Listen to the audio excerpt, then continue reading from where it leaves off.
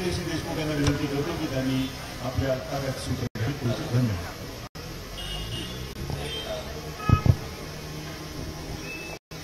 सर्वांना नमस्कार. दीपोत्सवाच्या 11 वर्ष मनसे आणि सर्व कार्यकर्त्यांचा खरंच खूप खूप त्यांना शुभेच्छा की एवढं सुंदर असा हा दीपोत्सव आपण साजरा करतो.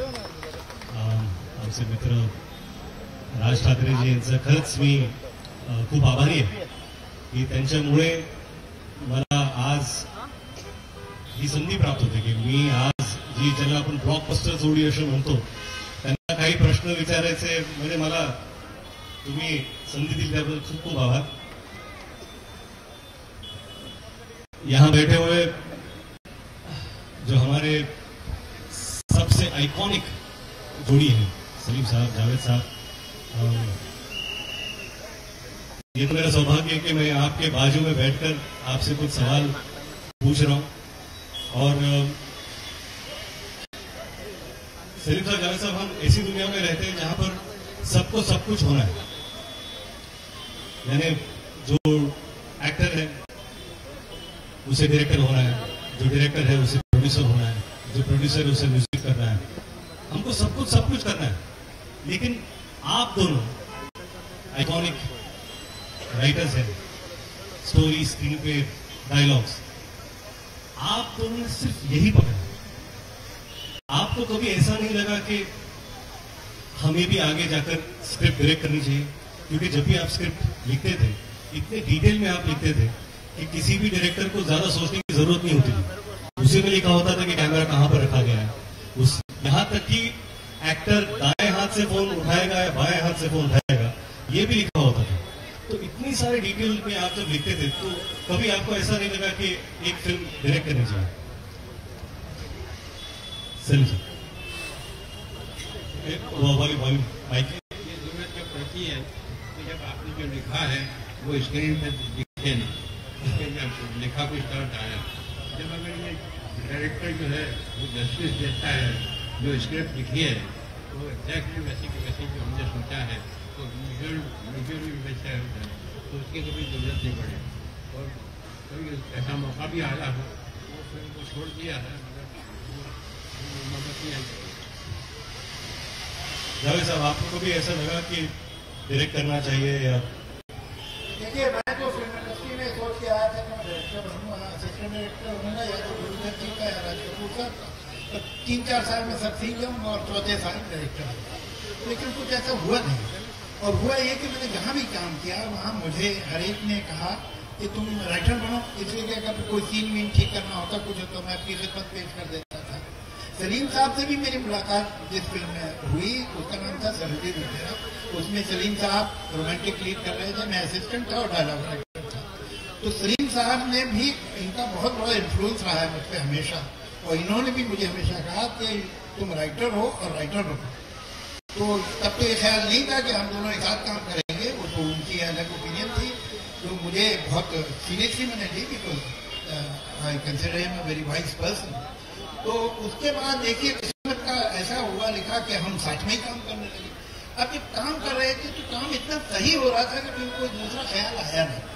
वो आपने कहा हम आगे बढ़े. आगे का चक्कर ये कि जो आगे की जगह थी वो तो खुद हमारे पास आती थी, हमें आगे बढ़ने की जरूरत नहीं पड़ती थी. तो फिर हम कुछ रहे और अच्छा काम किया, जितना भी किया, जितने भी किया तो बड़ा अच्छा काम. सभी लोग ये भी बहुत अच्छी तरह जानते हैं कि जब फिल्में बनती थी, जब वहाँ के जो सुपरस्टार्स होते थे वो 15 लाख रुपए चार्ज करते थे एज ए फी. और उस इनकम टैक्स में फंसवाने वाले हमें क्या रहता क्या? नहीं खुल के बताइए क्या पसंद करेंगे आप? सीबीआई, ईडी और इनकम टैक्स क्या चाहेंगे आप? मैं सिर्फ यही पूछना चाहता हूँ 15 लाख क्या है? हमें तो पता नहीं है, इतने पैसे हमने कभी देखे नहीं. आपकी नियत ठीक नहीं लग रही है. आपकी नियत ठीक नहीं लग रही है. आप अंदर करवाना चाहते हो. आप गरीब राइटर से बता पड़ा है. मैं सिर्फ पूछना चाहता हूँ कि बिल्कुल आप अंदर करवाना चाहते हो कि जिस दौर में सुपरस्टार्स को 15 लाख मिलते थे उसी फिल्म के लिए सलीम जावेद साहब को 25 लाख रुपए मिलते थे. ये जो दौर राइटर्स का था, ऐसा कुछ नहीं है, इनकी मोहब्बत है, समझा? ये हमारी फाइलें बुलवाना चाह रहे हैं, होगा नहीं और हमें कभी नहीं मिले ऐसे। गलत बात। न सिर्फ ये कि ये सही नहीं है, ये काश ये सही होता, लेकिन है नहीं। लेकिन ऐसा भी है कि आप ही के दौर में राइटर्स को एक्टर से ज्यादा रेम्यूनरेशन मिलता था। एक्टर बहुत कम पैसे लेते होंगे उस जमाने में। लेकिन अगर आपसे पूछेंगे आज के दौर में एक्टर्स को अगर एक आपको सलाह देनी हो तो क्या होगी? राइटर्स को सलाह देनी, बहुत कम एक्टिंग करें और राइटर्स को सलाह देनी सर, ये चार्ली चैपलिन इनका स्टेटमेंट है जी, एक्टर को बहुत कम उस वक्त एक्टिंग करना चाहिए, जो हाथ घुमाता है, बहुत कम करना चाहिए एक्टर, नॉर्मल रहना चाहिए। और ऐसे एक्टर रहे हमारे यहाँ मोतीलाल जी थे, अशोक कुमार साहब जी जी, कोई ड्रामेटिक नहीं किया है, कोई चिल्लाना नहीं है, कुछ नहीं, जस्ट नॉर्मल, कम से कम एक्टिंग करनी। सर राइटर्स मेरा ऐसा ख्याल है कि इस दौर में एक बात हो गई है, लाइफ का टेम्पो बहुत बढ़ गया है, हर चीज जल्दी होती है। पहले आप एक पत्र लिखते थे, 3 दिन में पहुंचता था, फिर 2 दिन बाद भी सोचता था जवाब क्या दूं, फिर 3 दिन में आता था, तो 8-9 दिन का किस्सा होता था एक एक्सचेंज ऑफ लेटर। आज आपके पास मोबाइल है, आप 1 सेकंड में उस इंसान को कांटेक्ट करके बात कर लेते हैं। हर चीज तेज हो गई है, हर चीज जल्दी होती है। तो होता क्या है कि हम सफलता भी जल्दी चाहते हैं, उसमें टाइम लगे ये हमें फुर्सत नहीं है। तो जो तैयारी पहले होती है, वो चाहे लता जी की हो, चाहे वो आशा जी की हो, चाहे रफी साहब की हो, और चाहे बड़े बड़े म्यूजिक डायरेक्टर्स की हो, बड़े जो राइटर्स थे पहले दौर में, वो बहुत पढ़े हुए लोग थे। ऐसा नहीं था कि उन्होंने 4 फिल्में देख ली थी और 2 नॉवेल पढ़ ली थी और राइटर बन गए थे।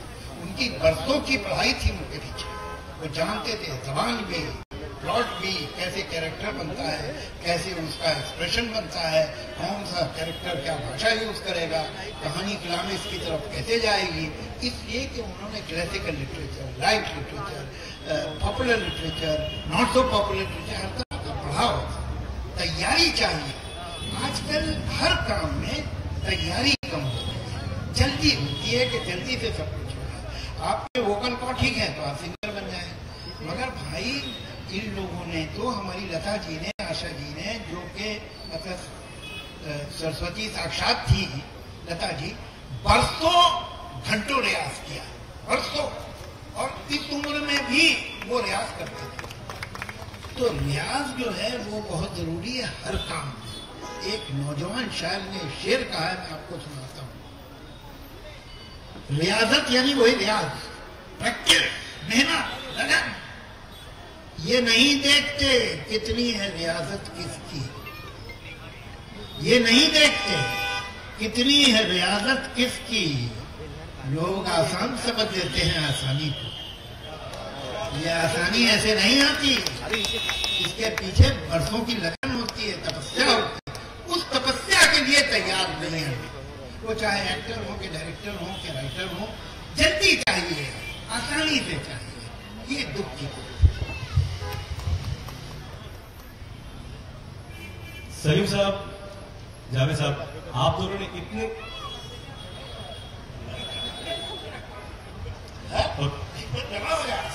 सलीम साहब, आप इतने सारे स्टार्स के साथ आपने काम किया, लेकिन आपके हिसाब से सबसे बड़ा सुपरस्टार कौन? अलग अलग लोगों ने काम बहुत अच्छे अच्छे किए हैं जी। एक्टर्स बहुत अच्छे थे। दिलीप साहब ने बहुत अच्छा काम किया है, साहब ने बहुत अच्छा किया है, दादा मनी बहुत अच्छा एक्टर थे, अपने मोतीलाल जी बहुत ग्रेट एक्टर थे, और भी थे। तो ये कंपेयर करना बहुत मुश्किल है, बट ग्रेट एक्टर्स थे, बहुत अच्छे रोल किए हमने। जावेद साहब, सुपरस्टार की परिभाषा क्या है? पहले क्या थी, आज क्या है? सुपरस्टार ये सब मीडिया बनाता है, पब्लिसिटी बनाती है, वो सब इम्पोर्टेंट बात नहीं। जो काम कर रहा है आदमी सुपर स्टारडम थोड़ी कर रहा है, एक्टिंग कर रहा है। हम एक्टिंग की बात करें तो बेहतर है, काम की बात। सुपर स्टारडम तो उसका रिजल्ट हो सकता है, उसकी परछाई हो सकती है। तो हम पहले मूर्ति की बात करें, परछाई की बात क्यों कर रहे हैं? पहली बात यह है कि हर दौर में बहुत अच्छे एक्टर हुए हैं और दिलीप साहब की हम इसलिए आदर करेंगे और कहते हैं कि उन जैसा एक्टर उनसे पहले नहीं था। उन्होंने एक नया अंदाज जो कि बिल्कुल ओरिजिनल था। मैं उनके बाद क्लोज सेकंड मानता हूं अमिताभ बच्चन। क्लोज सेकंड इसलिए कि वो दिलीप कुमार के बाद जन्म लिया, उन्होंने कर भी नहीं सकते थे कुछ, सही बात नहीं। तो कहीं जहां उन्होंने बहुतों से सीखा, दिलीप साहब से भी सीखा, और ये बात जो है मैं कोई सीक्रेट आपको नहीं बता रहा हूँ, ये खुद उन्होंने बहुत बार कहा है और उनके मन में दिलीप कुमार के लिए बड़ी इज्जत रही है हमेशा। तो ये दो एक्टर जो हैं, उसके अलावा बलराज साहनी बहुत बड़े एक्टर थे। कमाल ये है कि उन्हें अपनी पूरी जिंदगी में एक्टिंग का एक भी अवार्ड मिला। मोतीलाल जी बहुत अच्छे थे, मगर एक बात, हम किसी चीज में आगे बढ़ गए हो कि पीछे हट गए। मैं आजकल ओटीटी देखता हूं तो मैं हैरान हो जाता हूं, ऐसा टैलेंट तो देखा नहीं था। ये आज के लड़के लड़कियां जो एक्टिंग कर रहे हैं वो कमाल का काम, उन्होंने एक्टिंग की परिभाषा ही बदल दी है। इतनी रियलिस्टिक एक्टिंग कभी नहीं थी जितनी आज हमें ओटीटी पे देखने को मिलती है। तो इस मामले में हम, मुझे ऐसा लगता है, 2 कदम आगे ही बढ़े। सभी ओटी में काम करते सबने ताली बजाई। सलीम साहब, जब हम लिखने की बात करते हैं तो फ्रीडम की भी बात करते हैं कि लिखने के वक्त किस फ्रीडम कितना मिलता है टू राइट। क्या आपने कभी आपके दौर में ऐसी झिझक थी कि आपको फ्रीडम नहीं मिला या आपने वही लिखा जो आपको सही लगा?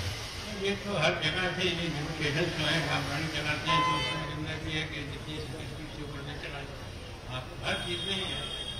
आपको डॉक्टर कहता है कि इससे ज़्यादा नहीं खाएंगे, ऐसे ही राइटिंग के अंदर भी फ्रीडम इतनी है कि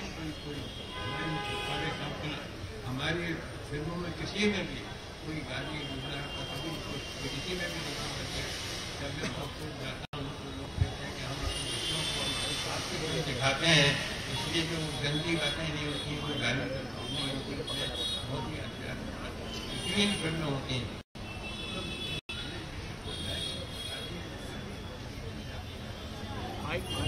गाड़ियाँ दी जाती हैं, बेवकूफ़ी की उसको अगर आप फ्रीडम को तो बेवकूफ़ी की बात। मैं थोड़ा सा ऐड करना चाहूंगा। आप लोग ने सबने सुना होगा जो मैं अभी बोलने वाला हूँ। भैया आजकल ऐसी पिक्चरें बनती है, फैमिली के साथ तो देख नहीं सकते। सुना? अकेले देख सकते हो? वाह, कमाल के आदमी हो तुम तो फिर फैमिली वाले भी अकेले अकेले देख लेंगे, है ना? अरे भाई, अगर कोई चीज बुरी है तो बुरी है, तो चाहे तुम अकेले देखो या फैमिली के साथ देखो। तो फैमिली के साथ तो देख नहीं सकते, मगर पिक्चरें मैं अकेले ही देखता हूँ। अरे ये क्या बात हुई? लेकिन ठीक है, जिस तरह के इन्होंने फ्रीडम ऑफ एक्सप्रेशन की बात कही है वो कहीं कम तो हुआ है, इसमें कोई शक नहीं। मैं तो कई बार कह चुका हूँ, आज फिर आपको बताता हूँ। शोले आज हम लिख रहे होते तो वो सीन जिसमें वो मंदिर में जाती है और वो पीछे धर्मेंद्र जी खड़े होते हैं, ये सीन मैं नहीं लिखता और ये भी नहीं लिखता। आज इस पे तमाशा हो जाता, लेकिन उस वक्त ये अकेली नहीं थी, और भी थी, एक संजोग थी, संजोग फिल्म थी जिसमें ओम प्रकाश जी ने पूरा कृष्ण सुदामा की कहानी फिल्मी गानों में सुनाई थी। आज सुना के देखो तो कहीं सोसाइटी में कोई बुरा माने तो प्रूव करेगा मेरा पॉइंट कि इंटॉलरेंस बढ़ गया है, तो अच्छी बात नहीं है। और एक खास तौर से बताऊं, कुछ लोग होते हैं जिनमें तो हमेशा से इंटॉलरेंस था, हिंदू ऐसे नहीं थे। हिंदुओं की खूबी ये है कि उनमें एक विस्तार और उनका दिल में एक विशालता हो रही है हमेशा। वो आप खत्म कर देंगे तो आप भी दूसरों जैसे हो जाएंगे, ये याद रखिएगा, वो मत कीजिएगा। तो आप लोग का वो जो जीने का अंदाज है उसे तो हमने सीखा, वो आप ही छोड़ देंगे क्या? वो नहीं चलेगा। आप एक बात देखिए कि जहां हिंदुस्तान में डेमोक्रेसी है, अभी तो है, देखते हैं आगे, और यहां से लेकर मेडिटेरियन कोस्ट तक डेमोक्रेसी नहीं है। क्यों नहीं है और यहाँ क्यों है? यहाँ हजारों साल हमने ये बात मानी है कि एक आदमी ये भी सोच सकता है, एक इंसान वो भी सोच सकता है, एक ये भी कर सकता है, वो भी कर सकता है। तुम क्या करोगे कि हिंदू नहीं रहोगे? मूर्ति पूजा करोगे तो हिंदू, मूर्ति पूजा नहीं करोगे तो हिंदू, एक ईश्वर को मानोगे तो हिंदू है, 32 करोड़ को मानोगे तो हिंदू है, किसी को नहीं मानोगे तो भी हिंदू है। ये हिंदू कल्चर है, ये संस्कृति है, और इसी ने हमको डेमोक्रेटिक एटीट्यूड सिखाया है। इसीलिए इस देश में डेमोक्रेसी है। ये सोचना कि हम सही हैं और सब गलत है, ये हिंदू का काम नहीं है। तो जो आपको सिखाए वो गलत है।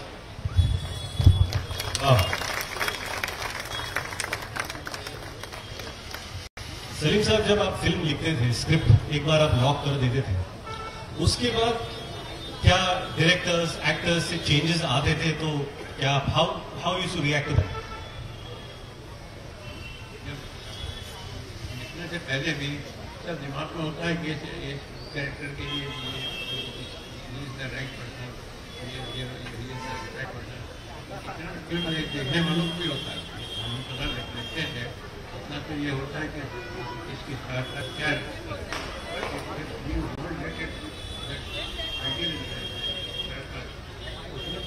है कि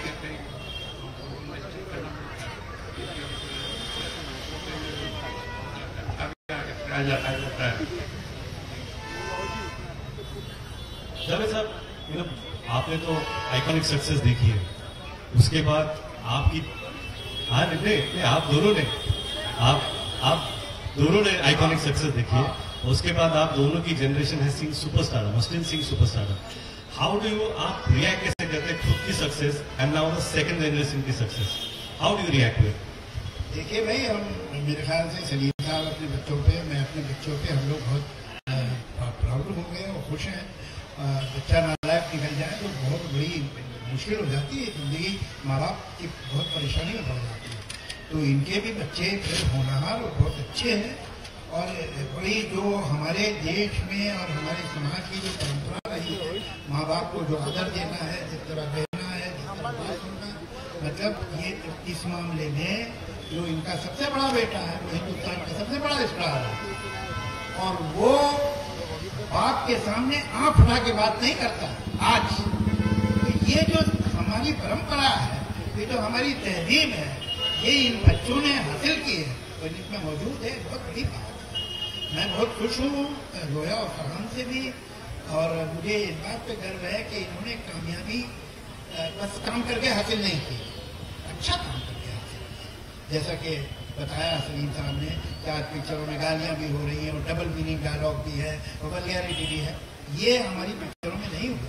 ये जो लड़के ने भी बनाई है, लड़की ने भी बनाई है, उन पिक्चरों में एक गहराई, एक सुथरापन है। तो ये संस्कार अगर उन्हें हमसे मिले तो बड़ी अच्छी बात।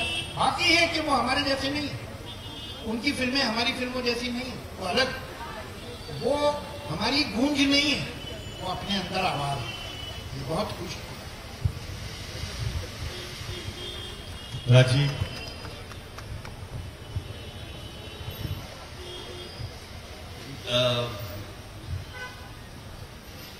त्यांनाही समजावं आणि तुम्हाला एक ख्याल म्हणून मी जरा हिंदीमध्ये बोलतो. या सलीम जावेद या जोड़ीने आतापर्यंत मुझे लगता है 24 फिल्में की है एक साथ, और 24 फिल्मों में से 22 फिल्में ब्लॉकबस्टर है। मुझे नहीं लगता कि पूरी दुनिया में ऐसा कहीं रेशियो होगा इस तरह का। जैसे जैसे हम लोग नाम लेते हैं, जब भी कभी बात आती है कि स्टोरी फिल्म में डायलॉग, ये जब भी आता है साथ में तो सलीम जावेद ही आते हैं, और कोई दिमाग में नाम ही नहीं आता। हाथी मेरे साथी से लेके, जंजीर से लेके, शोले से लेके, डॉन से लेके, त्रिशूल से लेके, बहुत सारी ऐसी फिल्में हैं। मैं आप दोनों को एक सवाल पूछ रहा हूं, जावेद साहब, सलीम साहब, आप मुझे बताइए, जंजीर जो आपकी फिल्म थी, उस वक्त आपने देवानंद साहब को पूछा था काम करने के लिए, फिर बाद में सभी को पूछा था, राजेश खन्ना जी को पूछा था वगैरह। सोच लीजिए अगर देव साहब हाँ बोलते तो क्या होता?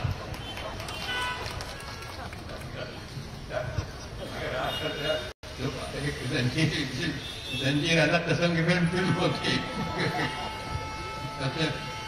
और हमको शायद फिर जरूरत पड़ती कि हमको डायरेक्ट करना चाहता है। राइटिंग का काम ये जो है ये ठीक नहीं है।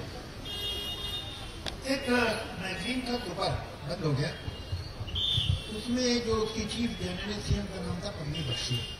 उन्हें एक आइडिया कि सलीम को अलग और जावेद को अलग ग्राउंड मेमोरी लेन ले जाते, तो इनको जिस आके एक गेस्ट हाउस में ठहरे थे वहाँ ले जाके तस्वीर खींची, फिर ये माहिम में जहाँ बैठते थे जिस रेस्टोरेंट में वहाँ की तस्वीर खींची, फिर बराबर जो उनका पुराना घर था उसकी तस्वीर, और कहाँ कैसे रहते थे कौन थे ये सब। फिर मुझे भी उन्होंने ले गई कार में, तो मैंने एक जगह कार में गाड़ी रुकवाई, मैंने कहा ये पोर्च देख रही है आप बंगले का, मैं इस पोर्च में बहुत सोया हूँ। मैं बाहर सोता था तो यहाँ जो मालिक थे उसके, उनसे मेरी सिगरेट की दुकान पर मुलाकात हो गई थी, ये 64-65 की बात। तो उन्होंने सोचा है कि पढ़ा लिखा लड़का है, तो कहले बेटा तुम इस पोर्च में सो जाया करो, बारिश आने वाली है, कोया रखें तुम यहाँ सो जाओ। तो मैं उस पोर्च में सोता, तो मैंने वो पोर्च भी दिखाया, उन्होंने मेरी फोटो भी ली, फिर आगे चली जा रही थी। तो उन्होंने वही सवाल पूछा जो अभी राज जी ने पूछा कि वो अगर देवान ने वो पिक्चर को तब्दील कर दी होती तो मैंने कहा मैं उसी पोर्च में सो रहा होता। प्रॉब्लम क्या है? मगर एक बात की हमको भी दाद दीजिए, इससे पहले अमिताभ जी ने शायर का, डॉक्टर का, ऐसे कुछ लवर का, इस तरह का रोल किया था। इस तरह का तो कोई रोल किया ही नहीं था, इस तरह का तो कोई संबंध ही नहीं था। लेकिन उनकी पिक्चर देख के छोटी छोटी झलके देख, छोटी सी झलक, ये एक्सप्रेशन कैसा दिया, ये शॉट कैसे दिया, उससे हम कन्विंस हुए कि यही आदमी कर सकता है। और हम कॉन्स्टेंटली प्रकाश जी को बोलते रहे कि आप इसी को लीजिए, इसी एक एक हीरो रिजेक्ट करता रहा और हम ये इंसिस्ट करते रहे, लेकिन आज वो दुनिया में नहीं रखा। मैं रिकॉर्ड पे एक बात रखना चाहता हूँ, जिस स्क्रिप्ट को 2 स्टार रिजेक्ट कर दे, एक एवरेज प्रोड्यूसर डायरेक्टर उस स्क्रिप्ट को उठा के बाहर फेंक देगा। अरे यार कोई स्टार काम करने को तैयार नहीं, तुम क्या लाए? ऐसा हमारा कोई नाम भी नहीं था रंजीत से पहले, पूरे स्टार ने रिजेक्ट कर दिया। प्रकाश मेहरा का वो पहला प्रोडक्शन था, मगर उसने स्क्रिप्ट को नहीं छोड़ा, बहुत बड़ी बात है। और हमारी रंजीत की कामयाबी में कितना बड़ा हाथ है प्रकाश मेहरा की इज्जत का। वरना हम जगह सर ले जा भैया, ये तो कोई काम ही करने को तैयार नहीं। 2 हीरो रिफ्यूज कर दे, स्क्रिप्ट खराब लगने लगती है प्रोड्यूसर डायरेक्टर, ये उनका कन्विक्शन था। हैट्स ऑफ टू इनकी एक दूसरी बड़ी फिल्म जो आज तक की सबसे बड़ी ब्लॉकबस्टर थी वो शोले। सर वो शोले में एक गब्बर सिंह की भूमिका डैनी करने वाले थे, अगर वो हाँ बोलते उनके पास डेट्स होती तो गब्बर सिंह इतना बड़ा होता क्या, या फिल्म सिर्फ नेपाल में चलती? नहीं, वो असल में उनको चॉइस थी कि वो धर्मात्मा जिसकी शूटिंग अफगानिस्तान में है वो करे या शोले करे। तो उन्हें कुछ आउटडोर का ज्यादा शौक रहा होगा, तो वो अफगानिस्तान चले गए और उसकी शूटिंग की। उसके बाद से जो अफगानिस्तान का हुआ वो आपको पता है।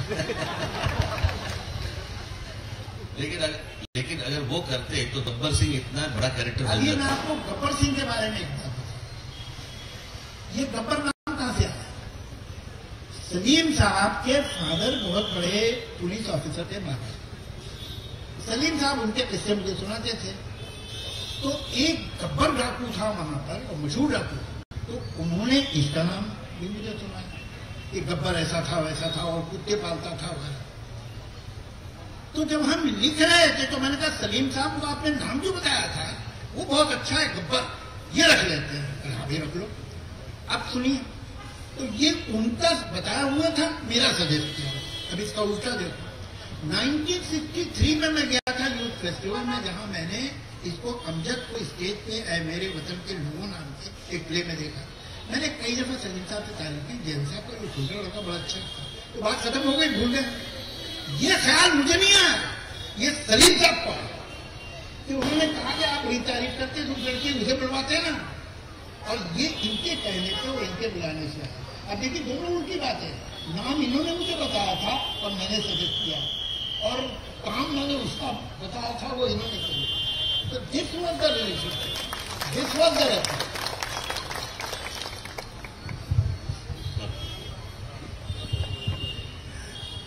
एकतर पहिल्यांदा सर्वांना नमस्कार आणि दिवाळीच्या हार्दिक शुभेच्छा.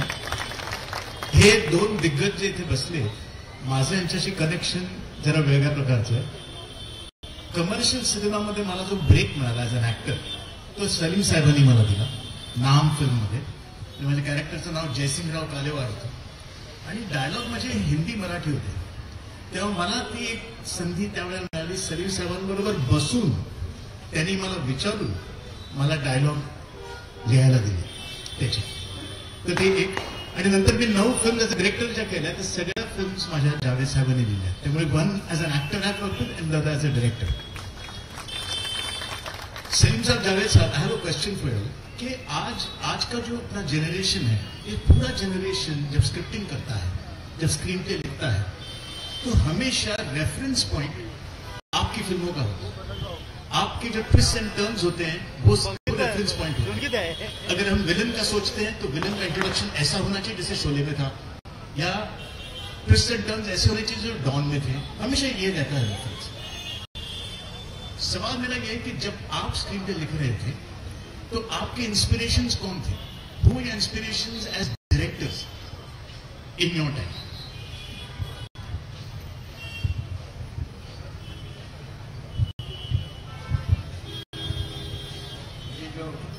हमारे जैसे कोई स्टेट प्ले नहीं स्टार्ट होता है. बहुत से लोग स्टोरी तो हर आदमी के पास होती है. Everybody has got a story, but उसको पास स्क्रीन प्ले नहीं होता. You always tell him screen पे लेके आओ कि ये स्क्रीन पे कैसा हो. Now anybody who doesn't see it happening cannot be a screenplay writer. You have to see it happening. दरवाजा खुला, एक कैरेक्टर पर आया, मकान खाली देखा, इधर खुला इधर खोला, एक आवाज आई देखा, तो कुर्सी की तरफ बैठा हुआ ये. You should see it and you should look at it. Picture देखना चाहिए. टाइम मैगजीन के अंदर आता था, वीडियोस आते थे, उसमें सिर्फ 2 आदमी के नाम थे, डायरेक्टर और स्क्रीन पे राइटर. जी. और स्क्रीन प्ले बहुत स्ट्रांग है. जब हमने जब साहब को ये कहानी सुनाई जंजीर की, तो उन्होंने कहा कि अगर किसी भी रिलीजन से मैं ये फिल्म नहीं करता हूँ, तो अगर आपका डायरेक्टर या प्रोड्यूसर ये कहेगा कि उसको कहानी करनी नहीं पसंद आई, मुझे कहानी बहुत पसंद आई एंड यू कहानी good job all the best. अगर मैं किसी वजह से अगर करता हूँ तो all the best to you and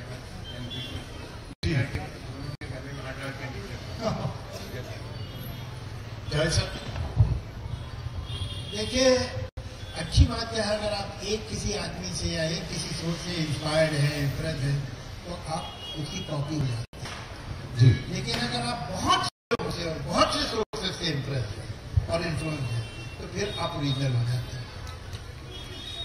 इसका क्या है कि अगर आप फिल्मों में पूछेंगे, जो हमारी पास की फिल्में हैं, जो सलीम साहब को भी और मुझे भी दोनों को बहुत पसंद थी, वो थी गंगा जमुना, वो थी मदर इंडिया, बहुत पसंद थी. और पिक्चरों के अलावा ये पिक्चरें हमें ज़्यादा पसंद थी.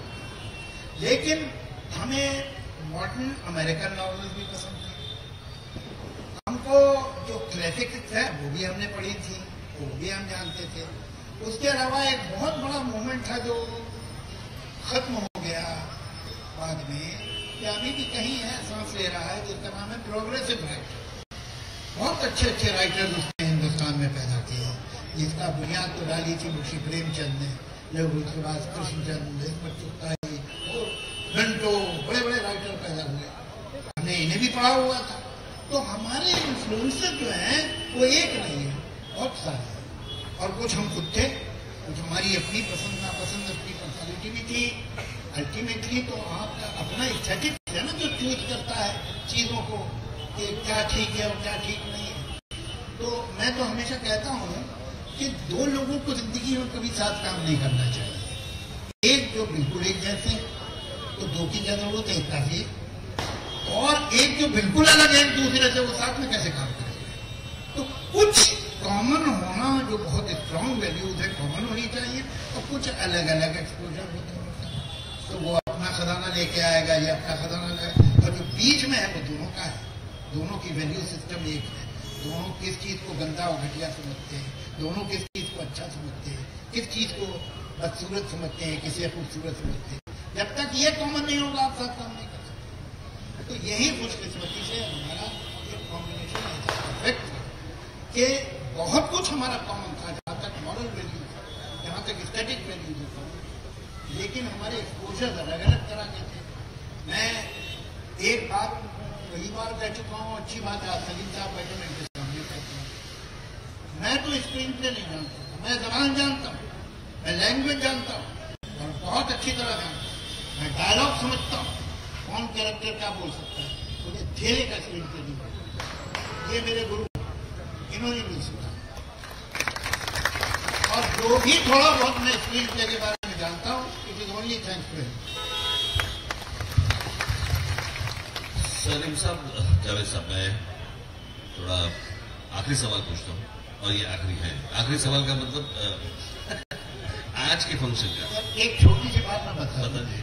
हमारे बहुत बड़े दोस्त हैं, अपना जो जर्नलिस्ट हैं सरदेसाई, राजीव सरदेसाई, तो वो भी इंग्लिश के बहुत बड़े जर्नलिस्ट हैं। तो उन्होंने सोचा कि भैया मैं हिंदी में भी थोड़ी अपनी जगह बनाऊं। तो उन्होंने तय किया कि वो हिंदी चैनल पे भी एक इंटरव्यू हिंदी में किया। तो उनकी हिंदी जरा मतलब थोड़ी 19 है, तो मेरी किस्मत के पहला मैं मिला। तो उन्होंने पूछ फांक के सवाल कर लिए किसी तरह से, तो मैंने जवाब दिया। एंड में उन्होंने बहुत अच्छी बात कही जिससे मुझे याद आई। कहते जावेद साहब, आपको इतने अवार्ड मिले, इतनी ऑनर्स मिले, इतनी रिस्पेक्ट, इतना एडमिरेशन, सब कुछ मिला है, आपकी कोई आखिरी ख्वाहिश है? तो मैंने कहा कि राजदीप, इस इंटरव्यू के बाद तुम मुझे फांसी दोगे या गोली मारोगे? तो आखिरी ख्वाहिश पूछ रहे, तो बेचारा ये कहना चाहता है अब आपका क्या इंप्रेशन है? तो आप मेरी आखिरी ख्वाहिश तो नहीं पूछे। आज के फंक्शन का आखिरी सवाल पूछा। बस ठीक। जी, सर, ये सवाल आप दोनों के लिए है। आप दोनों ने इतने साल एक साथ काम किया, आपकी जोड़ी जब नहीं रही उसके बाद इतने साल आप अलग अलग रहे। इतने सालों में आपने एक दूसरे को कभी मिस किया?